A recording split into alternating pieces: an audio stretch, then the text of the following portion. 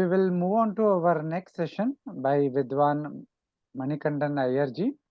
Namaste Manikandan ji. Thank you for making time for this session. Very happy to have you here.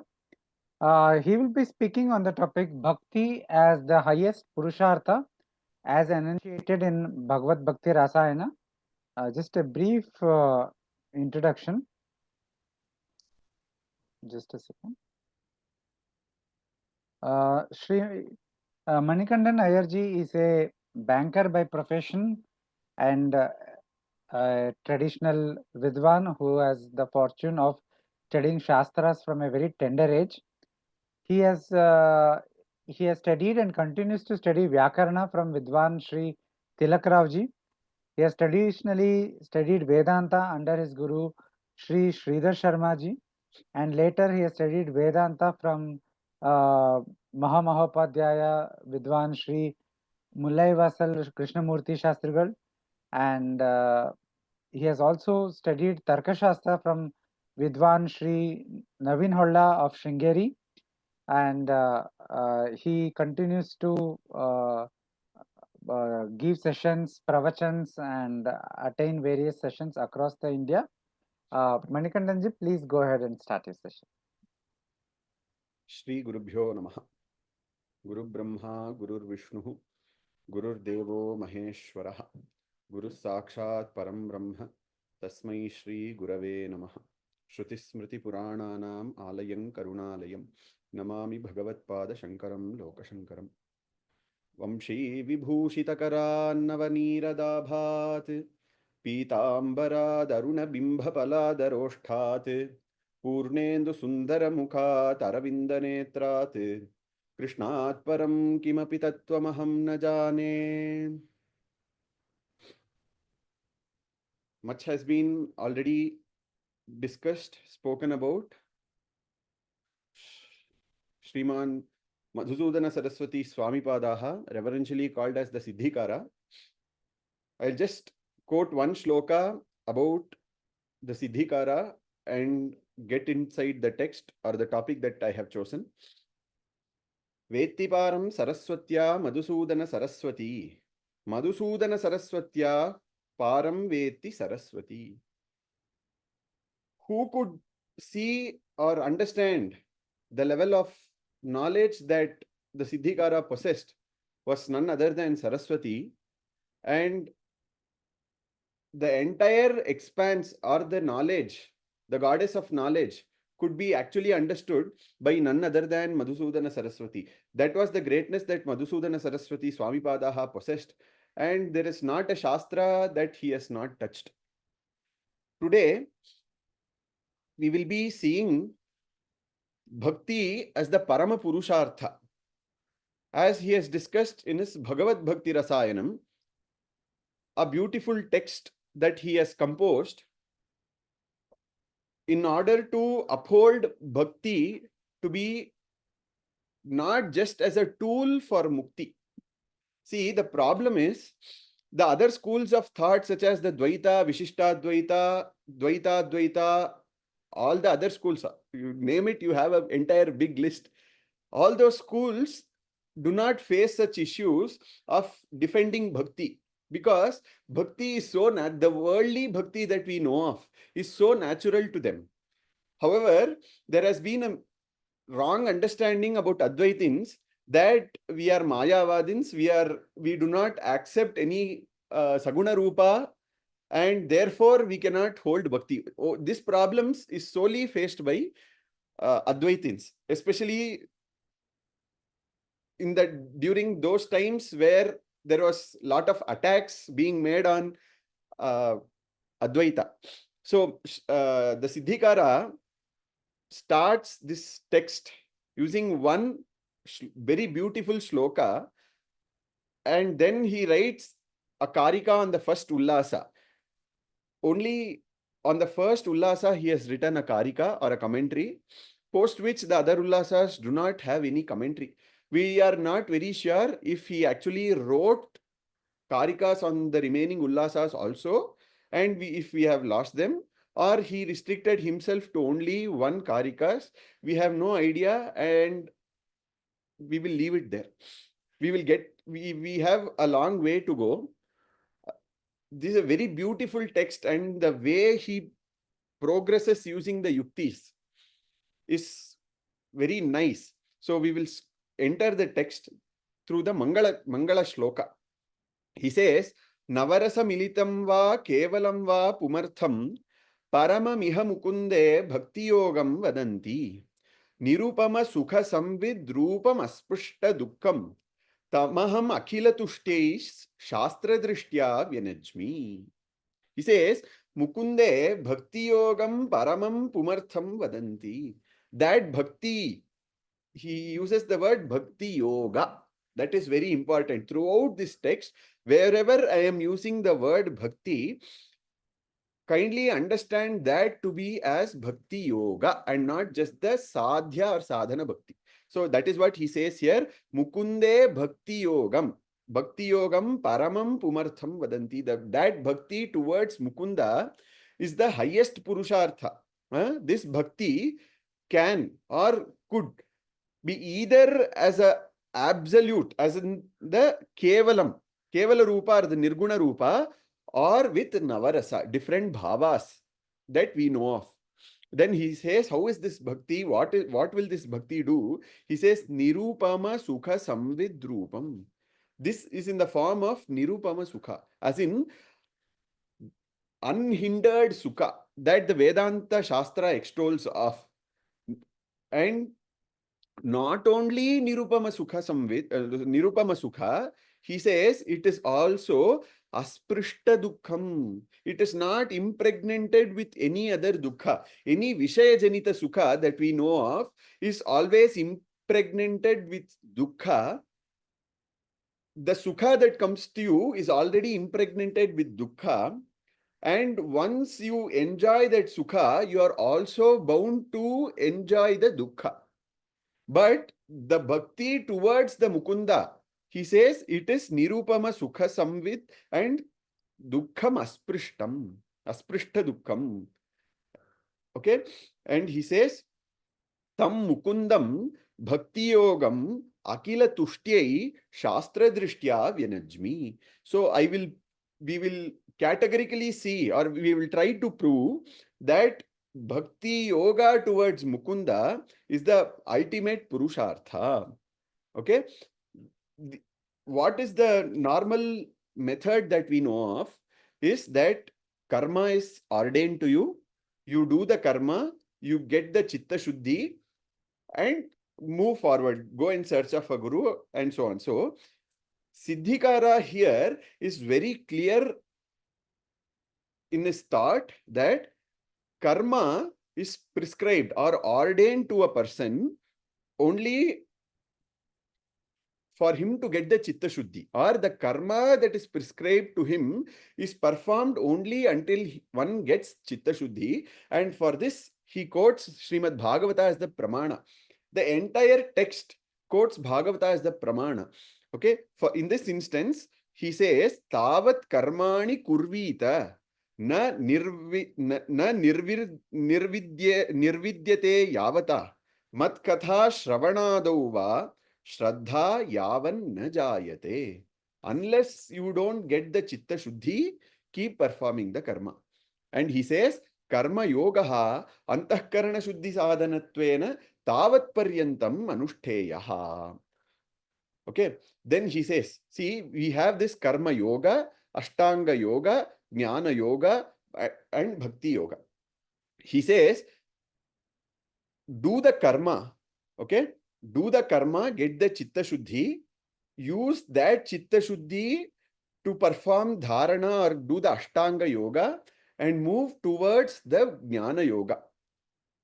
And in that ashtanga yoga, meditate on the Lord as if he uses the word taila dharavati, uninterrupted meditation on that Bhagavad Akara Murti. Okay. And the highlight is, he says, Jnana yogasya bhakti yogo avadhihi. The Jnana yoga ends only when one reaches the bhakti yoga. What do you mean by bhakti yoga? Is the ahaituki bhakti, palabhi sandhim vina bhakti. Okay.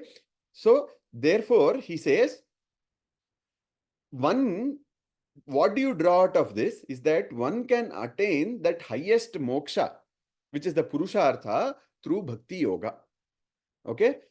Or you can attain that Jiva Brahmaikya Sthiti through the Bhakti Yoga, and therefore Bhakti is also the Purushartha. Okay? This is his Purva Pithika. This is the background.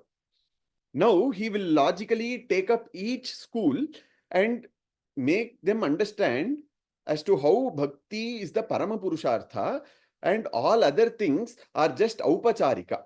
We will see that going forward.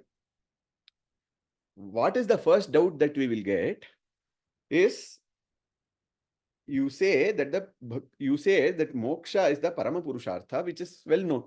But you are saying that Bhakti is the Parama Purushartha. Okay, how do you reconcile this? So he starts describing as to what the moksha is first.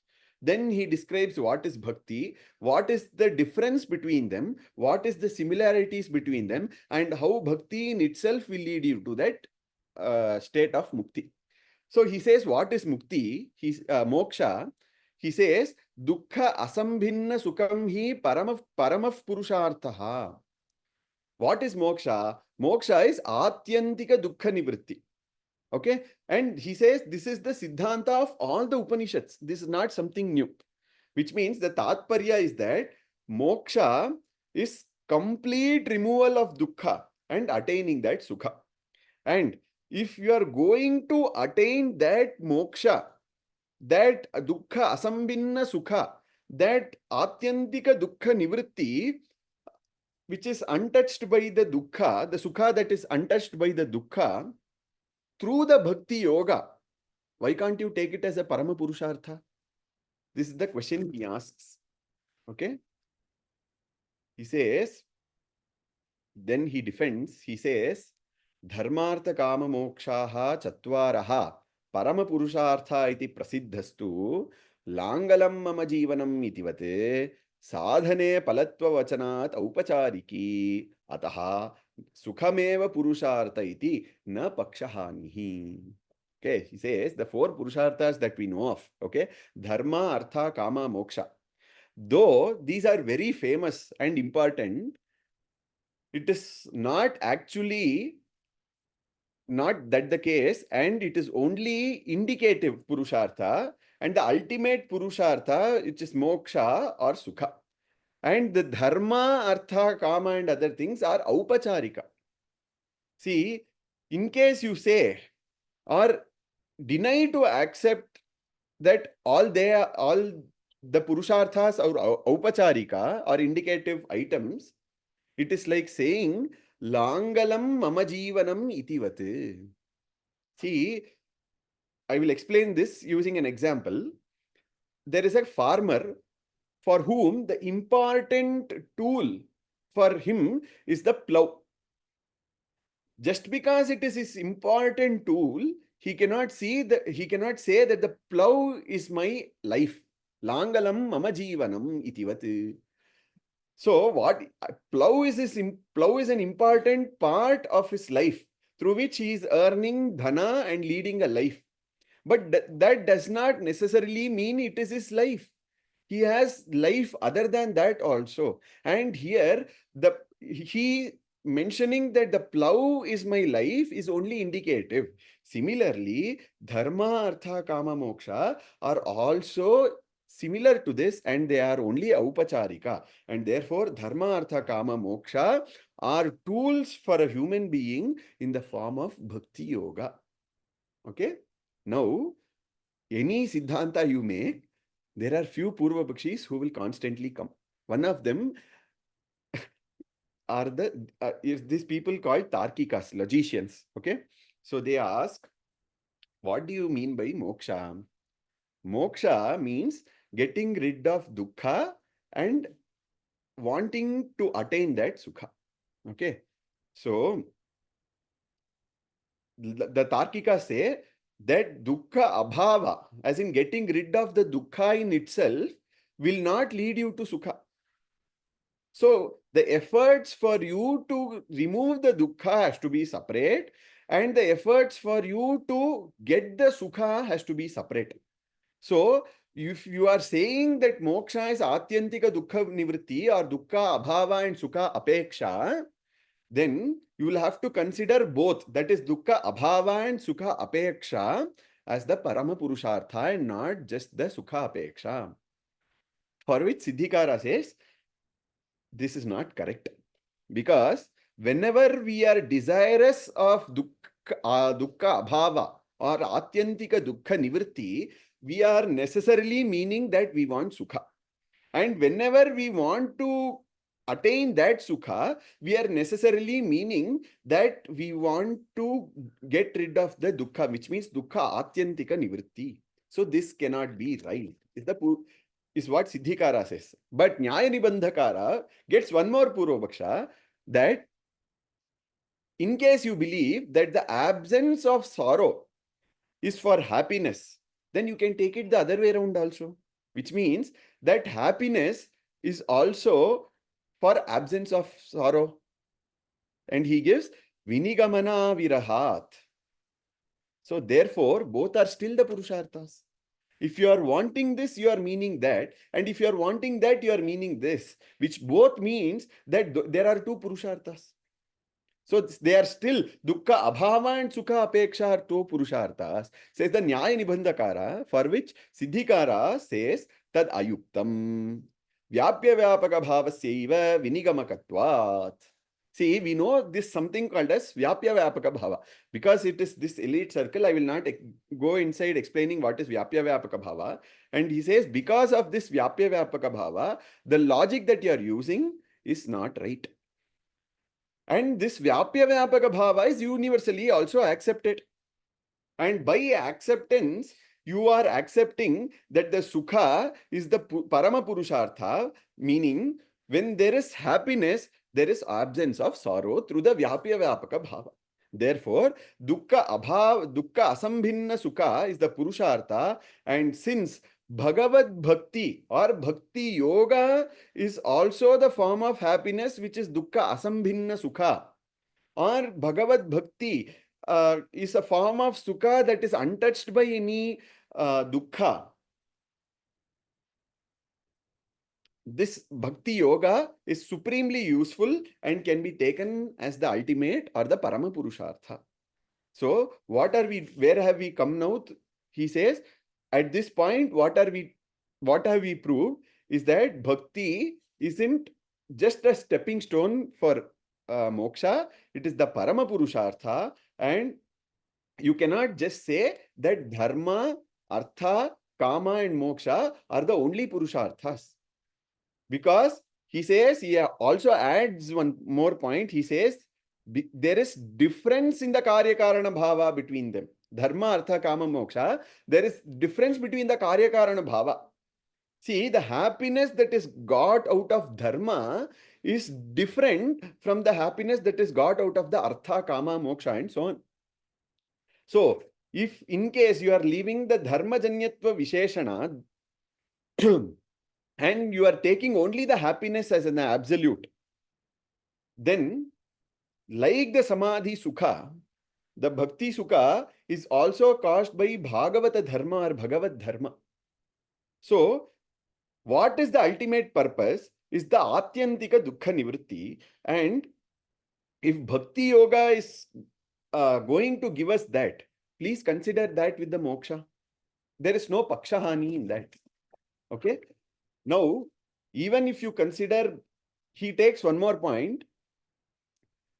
Even if you take Bhakti Yoga to be within the Purushartha or independent ultimate Purushartha, it is indisputably proved that Bhakti Yoga Bhakti Yoga Purushartha Paramananda Rupatvat iti nirvivadam. It has been clearly proved that Bhakti is not just a stepping stone or a tool for you to attain moksha, it is the Parama Purushartha.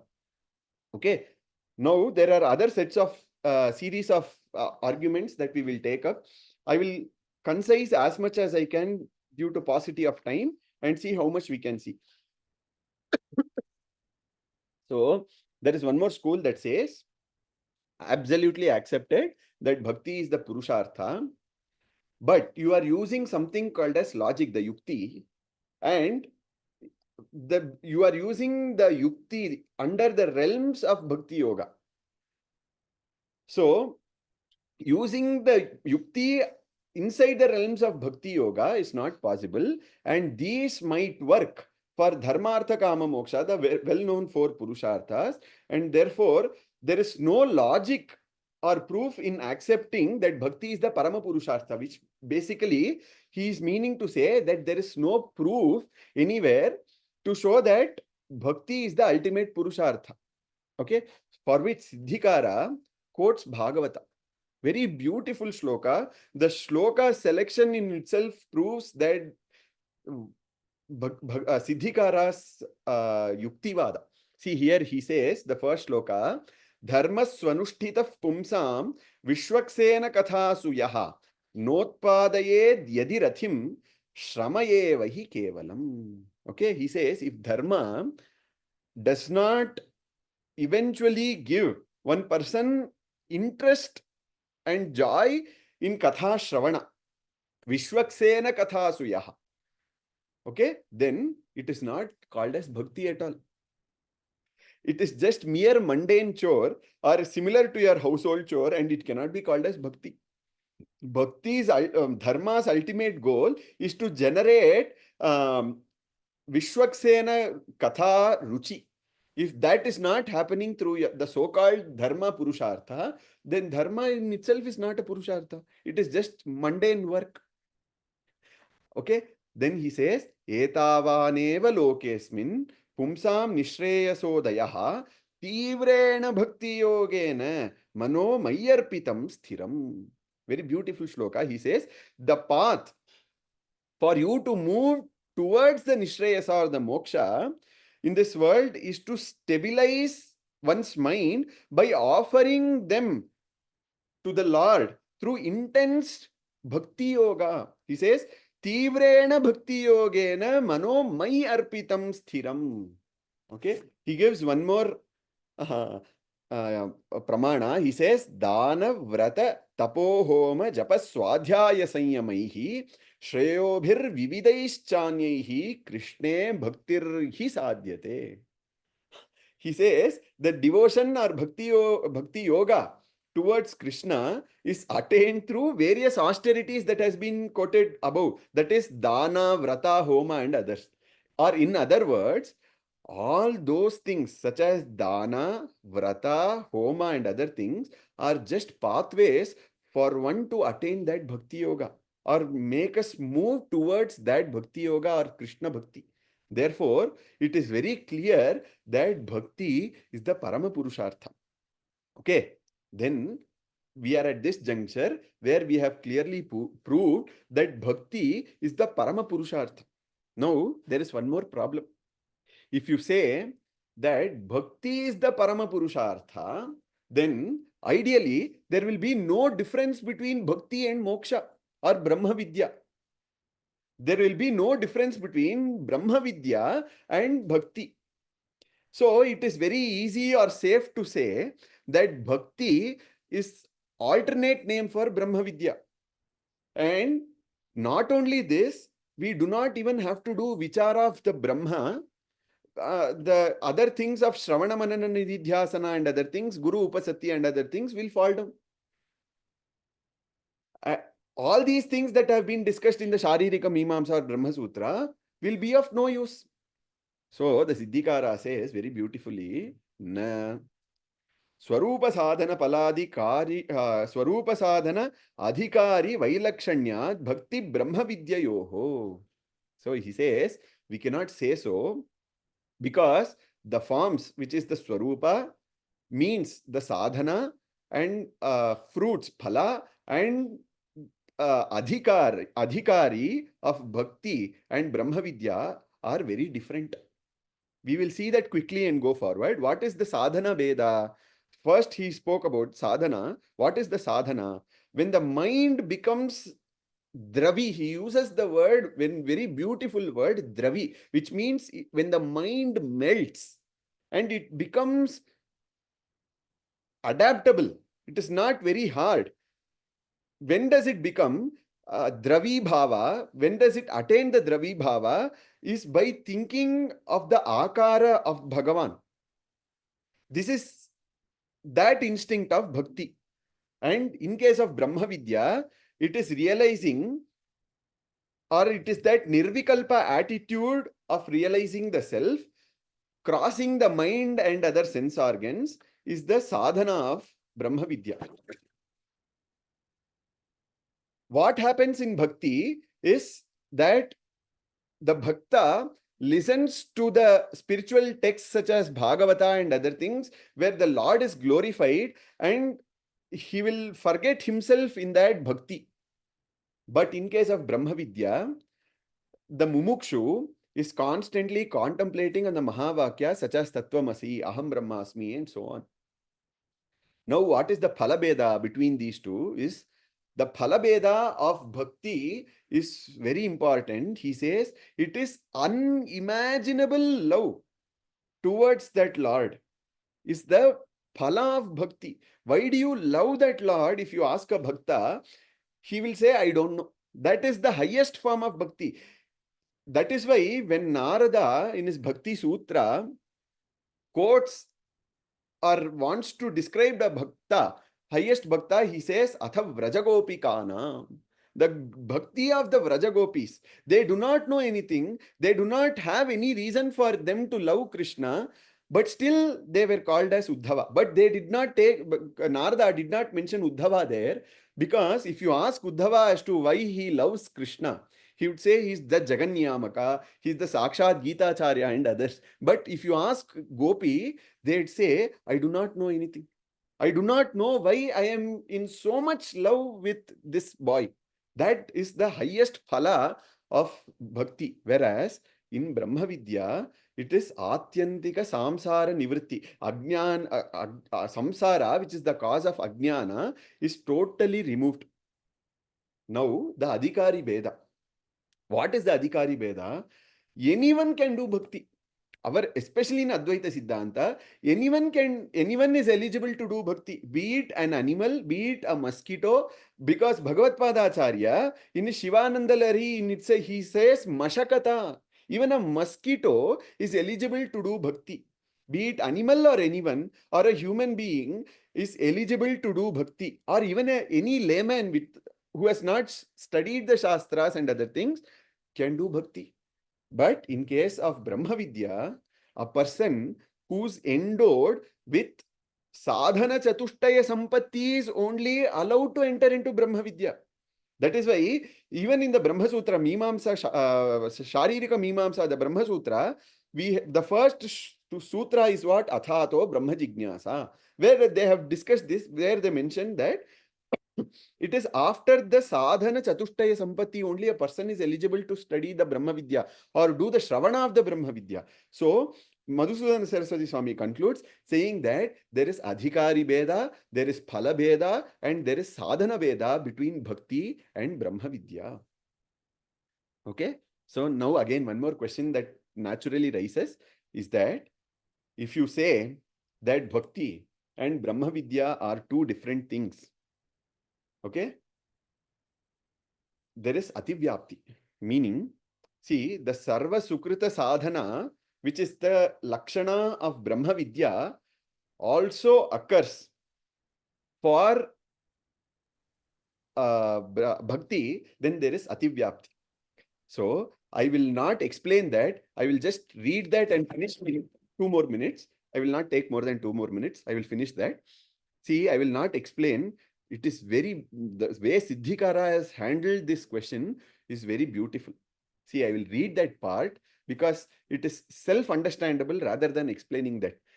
In my opinion, if this part is explained, the rasa of whatever is being written here is lost due to translation. So I will just read that. He says, Yajna Danadi Sarva Sukrita Sadhanatvantu Samanam Bhakti Brahma Vidyayoho Swarga Vividishayoriva Yatha Swargakamo darshapurnamasabhyam yajeta iti sthita eva swargasadhanatve sarvebhyah kamebhyah darshapurnamasau iti vakyena palantaratvam bodhyate tatha तमेतं वेदानुवचनेन इत्यादिना विविदिशा साधनत्वमपि संयोग पृथक्त्वन्यायेन बोध्यते तथा भक्ति ब्रह्म विद्ययोः अपि भविष्यति सामग्र ऐक्ये हि कार्य ऐक्यं न तु कारणमात्र ऐक्ये अतिप्रसंगात् एवं भक्ति ब्रह्म विद्ययोः अपि स्वर्ग विविदिशयोरिव फलसाधन भावाभावश्च तुल्य साधन साधनत्वञ्च भविष्यति.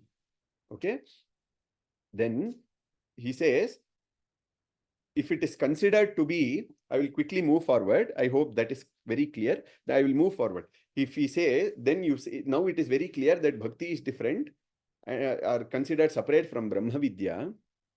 Then bhakti will not have the Niratishay Purushartha. Only one can have the Niratishay Purushartha. You cannot have multiple Niratishay Purusharthas.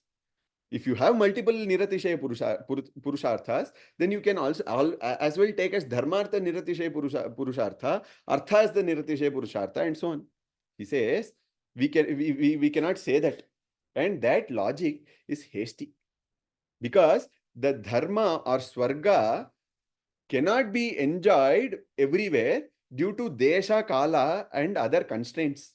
At the same time, the attribute of perishability of Swarga are well known, and the same can be corroborated using the Vakyas like Shine Punye Martyalokam Vishanti.